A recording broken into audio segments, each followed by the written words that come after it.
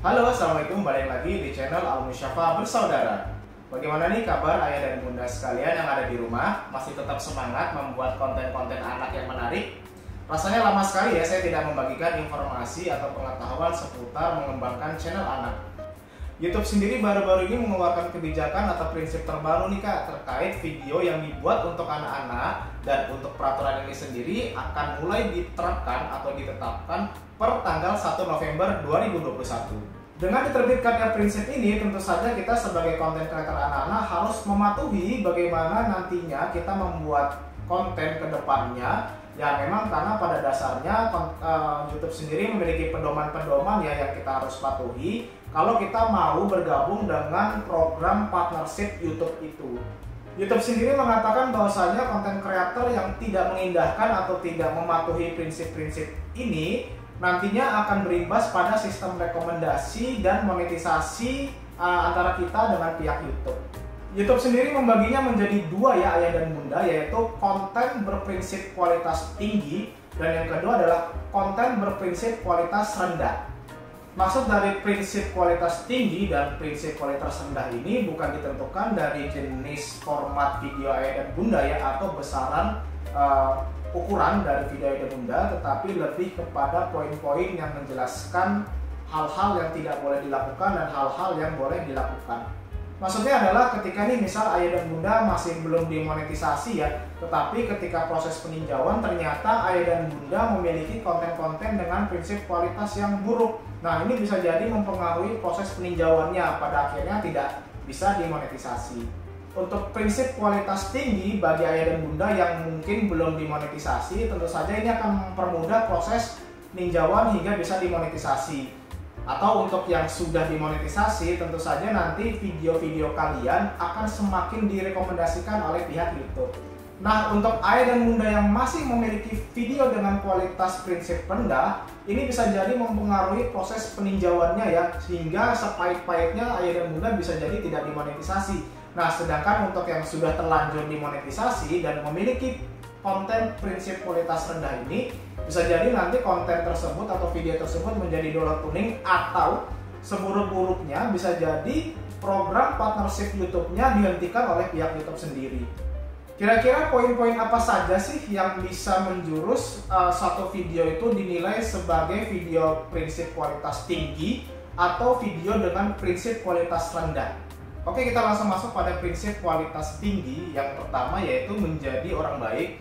Konten yang mencakup hal ini yaitu seperti mengajarkan anak-anak untuk pentingnya berbagi atau membiasakan kebiasaan yang baik sejak dini. Nah, di Al-Musyafa Bersaudara sendiri, saya pernah membuat satu konten yaitu saya mengajak anak-anak yaitu adik Musa dan Mas Ibrahim untuk sholat berjamaah bersama-sama ke masjid. Prinsip yang kedua yaitu pembelajaran dan rasa ingin tahu yang menginspirasi. Konten yang mencakup pada prinsip nomor 2 ini yaitu mempromosikan ide kritis, ide-ide yang berkaitan, serta penemuan dan eksplorasi.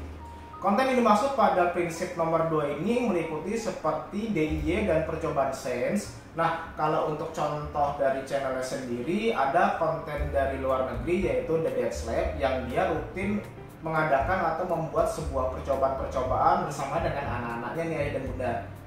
Prinsip nomor 3 yaitu kreativitas, permainan, dan asah imajinasi. Nah, konten yang dimaksud pada prinsip nomor 3 ini yaitu mencakup menggugah pemikiran atau imajinatif. Konten ini juga dapat mendorong anak-anak untuk membuat, menciptakan, dan berinteraksi dengan sesuatu melalui cara yang baru dan bermakna. Contoh konten yang mencakup hal ini yaitu seperti storytelling, menciptakan dunia imajinasi, atau bernyanyi bersama, dan aktivitas kreatif seperti seni dan kerajinan. Prinsip nomor 4 yaitu interaksi dengan permasalahan di dunia nyata.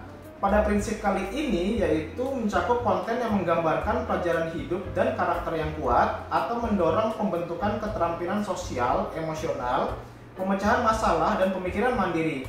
Nah, biasanya pada konten dengan prinsip nomor 4 ini dilengkapi sebuah narasi yang konkret ya. Sebagai contoh di video Al-Musyafa Bersaudara pada video ini, di mana saya mengajarkan Mas Ibrahim dan adik Musa untuk bertanggung jawab membereskan mainannya sendiri.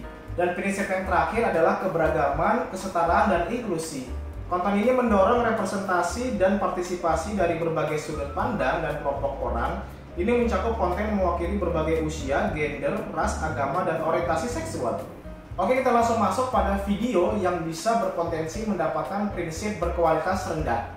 Dan pada prinsip kualitas rendah yang pertama yaitu konten yang sangat bersifat komersial atau promosional ya. Konten ini mencakup seperti pembelian produk atau promosi merek dan logo. Konten-konten seperti ini biasanya fokus utamanya berada pada pembelian produk atau promosi produk-produk tertentu ya ayah dan bunda, dan juga bisa meliputi pada sebuah aktivitas belanja yang sangat berlebihan nih, misalnya ngeborong mainan dalam jumlah yang besar. Nah, ini kan bisa mendorong perilaku boros ya pada anak-anak dan menjadi contoh yang kurang baik. Dan prinsip kualitas rendah yang kedua yaitu mendorong perilaku atau sikap yang negatif. Nah, video yang bisa masuk pada prinsip nomor 2 ini yaitu meliputi seperti prank berbahaya ya kepada anak-anak dengan sesuatu yang membahayakan, ngerjain anak-anak sampai nangis, bahkan ada juga seperti itu. Dan yang selanjutnya adalah mendorong perilaku-perilaku negatif lainnya seperti pemborosan, membuang-buang makanan, minuman. Nah, ini konten yang bisa masuk pada prinsip nomor 2 ini ayah dan bunda. Dan prinsip nomor 3 yaitu konten edukasi yang menipu.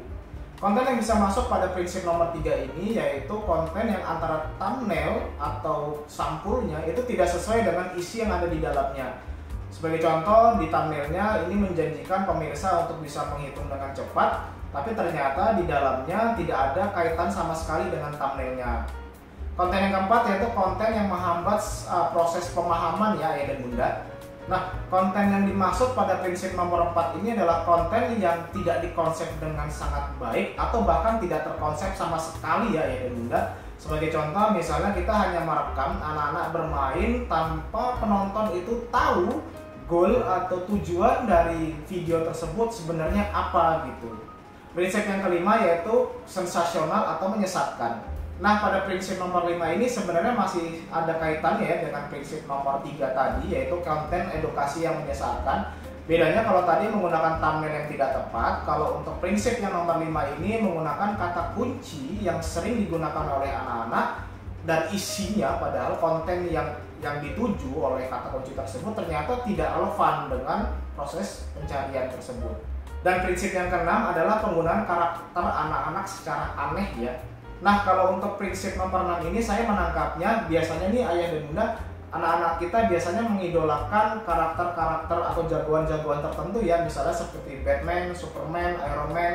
Nah, karakter ini digunakan dengan secara tidak semestinya ayah dan bunda, misalnya melakukan joget-joget yang tidak jelas atau bahkan menjurus pada kekerasan-kekerasan yang sehingga tidak mencerminkan gitu untuk perilaku yang patut untuk ditiru. Oke, sampai di sini semoga penjabaran yang sudah saya terangkan tadi bisa memberikan ayah dan bunda inspirasi agar kedepannya kita bisa lebih memerhatikan isi dari konten yang kita buat ya. Prinsip-prinsip ini dibuat oleh pihak YouTube tentu saja agar memberikan rasa aman kepada kita para orang tua ya ayah dan bunda. Tentu kita para orang tua ingin anak-anak kita mendapatkan satu tayangan yang berkualitas yang tentu saja bisa membantu tumbuh kembang karakter dari anak-anak kita. Semoga kedepannya kita sebagai konten kreator anak-anak lebih berhati-hati dalam menentukan isi atau jalan cerita konten kita agar tidak termaksud pada konten yang memiliki prinsip kualitas yang rendah ya. Mulai saat ini kita sebagai konten kreator anak-anak harus memiliki komitmen untuk memproduksi konten dengan nilai-nilai yang baik.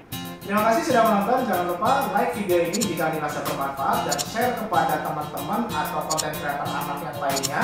Sampai jumpa lagi di video selanjutnya dan Assalamualaikum.